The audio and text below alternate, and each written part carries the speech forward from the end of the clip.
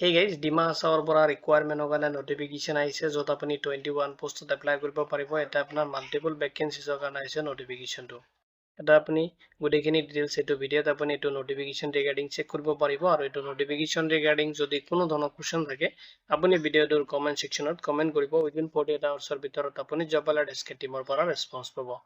যদি আপুনি ইণ্টাৰেষ্টেড হয় আৰু আপুনি ডিমা হাছাওত আপুনি জব বিচাৰি আছে আপোনাৰ নিজৰ কেৰিয়াৰটো ষ্টাৰ্ট কৰিব বুলি দেন এইটো ভিডিঅ' আপোনাৰ কাৰণে বহুত ইম্পৰ্টেন্ট হ'ব।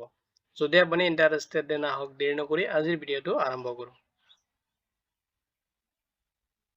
এতিয়া চাব ৰিকুৱাৰমেণ্ট অভাৰভিউ। ৰিকুৱাৰমেণ্ট যিটো ডিপাৰ্টমেণ্ট দি আছে office of the assistant development commissioner health ডিমা হাছাওৰ পৰা আহিছে নটিফিকেশ্যন আৰু টোটেল আপোনাৰ পোষ্ট দি আছে আপুনি 21 পোষ্টত এপ্লাই কৰিব পাৰিব। এপ্লিকেশ্যন যিটো মোড দি আছে আপুনি অফলাইনত এপ্লাই কৰিব লাগিব। অফলাইনত আপুনি কেনেকৈ এপ্লাই কৰিব সেইখিনি ডিটেইলছ মই আপোনাক এটা প্ৰভাইড কৰি দিম। জব লোকেশ্যন ডিমা হাছাও আসামতে হ'ব আপোনাৰ জব লোকেশ্যনটো। এতিয়া চাব ভেকেঞ্চি ডিটেইল য'ত আপোনাৰ গ্ৰাম সেৱক য'ত আপোনাৰ 12 পোষ্ট দি আছে আপুনি এপ্লাই কৰিব পাৰিব। এইকা য'ত 3 পোষ্টৰ কাৰণে আহিছে নটিফিকেশ্যন।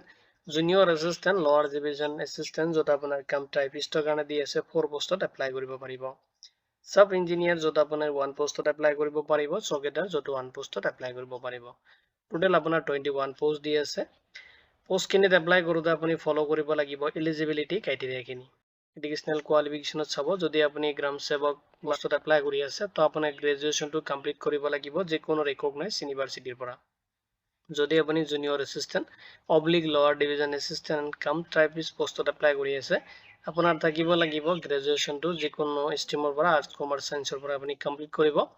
লগতে আপোনাৰ ডিপ্ল'মা বা চাৰ্টিফিকেট থাকিব লাগিব ৰিকুৱাৰ হ'ব য'ত বেছিক কম্পিউটাৰ নলেজৰ ওপৰত।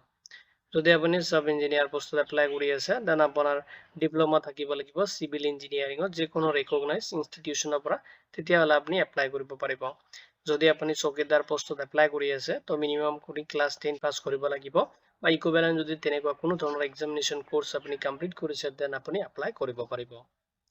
এজ লিমিট আপুনি ফ'ল' কৰিব লাগিব এপ্লাই কৰোঁতে।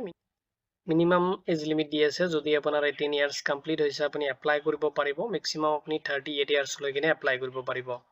এজ এ ৰিলেক্সেশ্যনখিনি এপ্লিকেবল হ'ব এজ পাৰ যিটো ৰিজাৰ্ভেশ্যন কেটেগৰী দি আছে গভৰ্ণমেণ্ট অফ যিটো ৰুলছ আছে সেইটো হিচাপত আপুনি ৰিচিভ কৰিব। চেলাৰী আপুনি ৰিচিভ কৰিব পোষ্ট হয় যদি আপুনি গ্ৰাম সেৱক বা এপ্লাই কৰি আছে 14,000ৰ পৰা লৈ কিনে আপুনি 70,000 প্লাছ আপুনি গ্ৰেড পে ৰিচিভ কৰিব। জুনিয়ৰ এছিষ্টেণ্ট য'ত আপোনাৰ 14,000ৰ পৰা 70,000 আপুনি ৰিচিভ কৰিব লগতে আপোনাৰ গ্ৰেড পে থাকিব। সাব ইঞ্জিনিয়াৰ য'ত আপুনি 14,000ৰ পৰা লৈ কিনে 70,000 প্লাছ আপুনি গ্ৰেড পে ৰিচিভ কৰিব। চৌকিদাৰ পোষ্টৰ কাৰণে আপোনাৰ 12,000ৰ পৰা 52,000 ৰিচিভ কৰিব চেলাৰী লগত আপোনাৰ গ্ৰেড পে থাকিব। আপুনি এপ্লাই কৰোঁতে কিছুমান ডকুমেণ্টছ ৰিকুৱাৰ হ'ব। ফাৰ্ষ্টত আপোনাৰ এডুকেশ্যনেল যিখিনি চাৰ্টিফিকেট আছে কোৱালিফিকেশ্যন চাৰ্টিফিকেট আপুনি ৰেডি কৰিব লাগিব। এজ প্ৰুফ আপুনি ৰেডি কৰিব লাগিব। এমপ্লয়মেণ্ট এক্সেছ যিটো কাৰ্ড থাকে এইটো ৰেডি কৰিব লাগিব। কাষ্ট চাৰ্টিফিকেট যদি আছে যদি নাই এইটো নালাগে যদি আছে আপুনি এইটো ৰেডি কৰিব লাগিব। ৰেচিডেঞ্চিয়েল এণ্ড ডমিচিয়েল প্ৰুফ আপুনি তাতে দিব লাগিব। পাছপোৰ্ট চাইজ ফটোগ্ৰাফ দিব লাগিব। লগতে আদাৰ কিছুমান ডকুমেণ্টছ আপোনাৰ মেনশ্যন কৰি দিছে অফিচিয়েল নটিফিকেশ্যনত আপুনি এইখিনি থ্ৰুলি এবাৰ চেক কৰি কিনে আপুনি এপ্লাই কৰিব। এপ্লাই প্ৰচেছখিনি চাব কেনেকৈ এপ্লাই কৰিব তাৰ কাৰণে আপোনাৰ এপ্লিকেশ্যন ফৰ্মটো দি আছে আপুনি কেয়াৰফুলি ফৰ্মটো ডিটেইলছটো কাৰেক্টলি ফিল আপ কৰি দিব।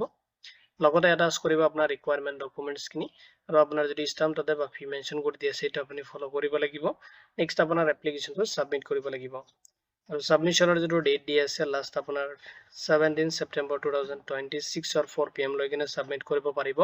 যদি আপুনি ইণ্টাৰেষ্টেড হয় ইয়াৰ আগতে আপুনি এপ্লাই কৰি দিব। এপ্লাই অলৰেডি ষ্টাৰ্ট হৈছে 19 আগষ্ট 2026ৰ পৰা আৰু লাষ্ট আপুনি 17 ছেপ্টেম্বৰ 2026 লৈ কিনে এপ্লাই কৰিব পাৰিব আৰু যিটো টাইম দি আছে লাষ্ট 4 PM লৈ কিনে আপোনাৰ এপ্লিকেশ্যনটো আপুনি ছাবমিট কৰিব পাৰিব। ইম্পৰ্টেণ্ট যিখিনি লিংক আছে মই ভিডিঅ'টোৰ ডিছক্ৰিপশ্যনত প্ৰভাইড কৰি দিম লগতে আপুনি জব এলাৰ্ট এছকে পৰ্টেলত লেটেষ্ট জবৰ আপডেটৰ কাৰণে চেক কৰিব পাৰিব।